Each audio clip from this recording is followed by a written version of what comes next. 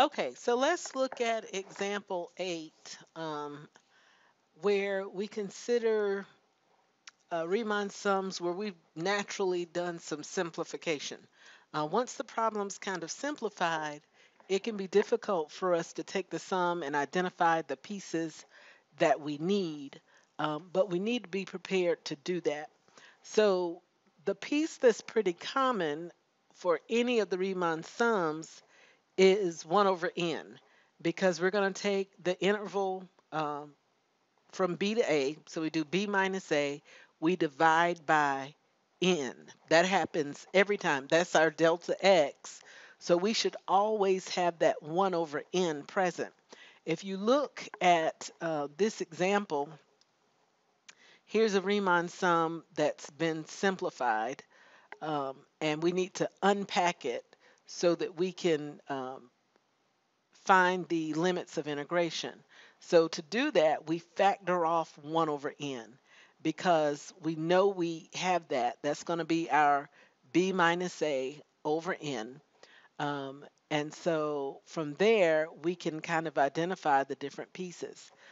If delta x is 1 over n, and then here's my f of x, so it looks like it's x cubed. As far as the a, there is nothing there. So a is going to be 0. So that means that b minus a is equal to 1.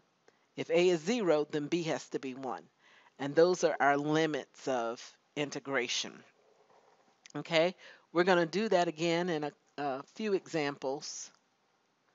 Okay, so let's see what we can do with that. Step 1 of this is we know we have to have a factor of 1 over n. So let's go ahead and get that factor. In A, to get that factor, we're going to factor off 1 over the square root of n squared. Okay, I factor that off because I know, 1 over the square root of n squared, that's the same thing as 1 over n. All right, if I do that, then that leaves me with the summation of k equals 1 to n, and I could put the 1 over the square root of n squared inside of the summation or outside of it. Let's leave it in there until we learn more about our summation properties. So we got the summation 1 over the square root of n squared. All right, that leaves me with the square root of k over the square root of n. Okay, and this is for, don't forget our limit still. We're doing this for k equals 1 to n. Okay, this still gives us 1, still our summation.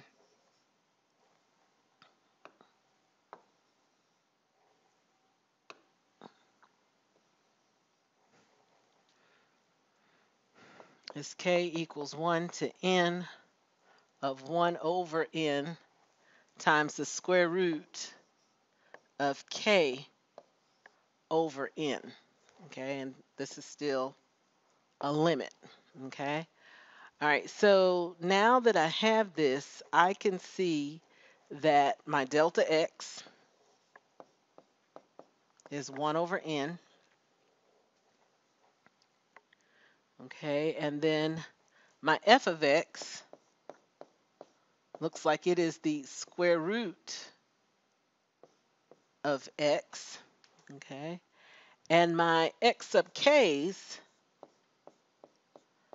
remember that's supposed to be a plus delta x times k. All right, well, we already said delta x is 1 over n, right?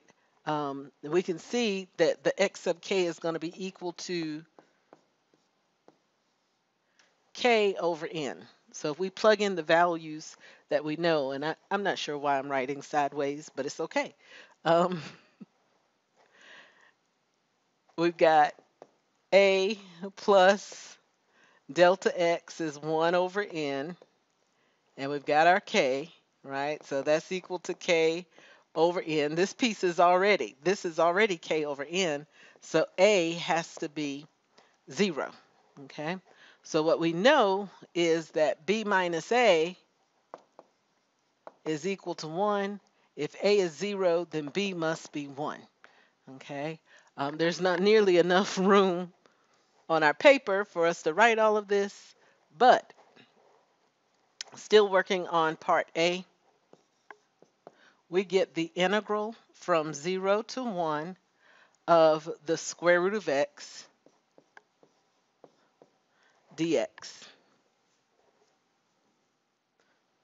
Okay. All right, so let's try it again in part B.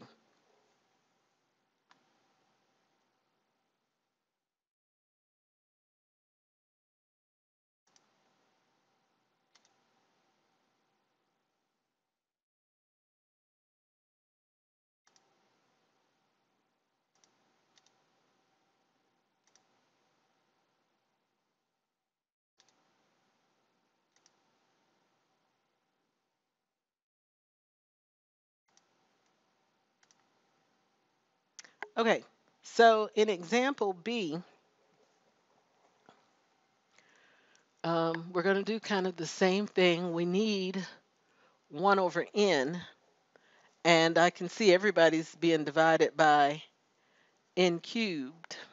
So I can easily factor off 1 over n. Okay, so if I do that, and just for simplicity, let's just work with the expression for right now. We can forget about a and c for right now, but let's just focus on this expression, being able to rewrite this. All right, so I can factor off 1 over n, and I do that because I know I need some b minus a over n. I have to have that division by n for my delta x. That's why I factored that off. Okay, that leaves me with um, 1 over n squared plus 4 over n squared plus 3 over n squared plus dot dot dot plus n squared over n squared. Okay, so when we look at this, we have an idea. We can see a pattern, right? We've got all of these sums. Now this one is a little bit different because it's not already written as the sum. So this is when we get to apply summation notation, but we've got to be able to make sure that we understand the pattern that's before us. Okay, so for each of these individual terms, um, what do you think is going on? Now, I got a little, wrote the wrong thing there. Okay, what do you think is going on? When I look at the denominators, they're all the same, but even this last term lets me know what's going on with the numerators. Okay, they're the squares of the integers. Okay, we got 1 squared, and then 2 squared, and then 3 squared. That's what's happening up top. Okay, so whenever I can say, okay, I'm going from 1 to 2 to 3, that's going to be my index, right?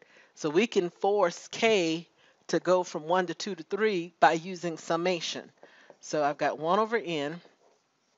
I got the summation of, up top, this could be k squared over n squared. For k equals 1, how far are we going to go with this pattern in the numerator? It goes from 1 squared, 2 squared, 3 squared, dot, dot, dot, all the way up to n squared. So we're going up to n. Okay, so we were able to write our summation that way. All right, so now that we have it written that way, then this function, we still got 1 over n times the sum of k over n squared. Okay, 4k equals 1 to n. Okay, so I've got my delta x. I can now see that my f of x is x squared. Okay, I want to look at my x sub k's, and we know that that should be a plus delta x times k. All right, so when we compare, of course, right now, our x sub k's are k over n, right? That's what we can see that we are squaring. That's what we've put into the f function, okay? And so let's see if we can kind of figure it out, okay? So if delta x is 1 over n times k, again, all of this is already equal to our x sub k's, right? So again, we see that a has to be equal to 0, all right? And when we did delta x, we had 1 over n. Okay, delta x is equal to 1 over n, which is equal to b minus a over n. And so if a is equal to 0, that means, again, b is equal to 1. So my integral is going to go from 0 to 1 of x squared dx. All right.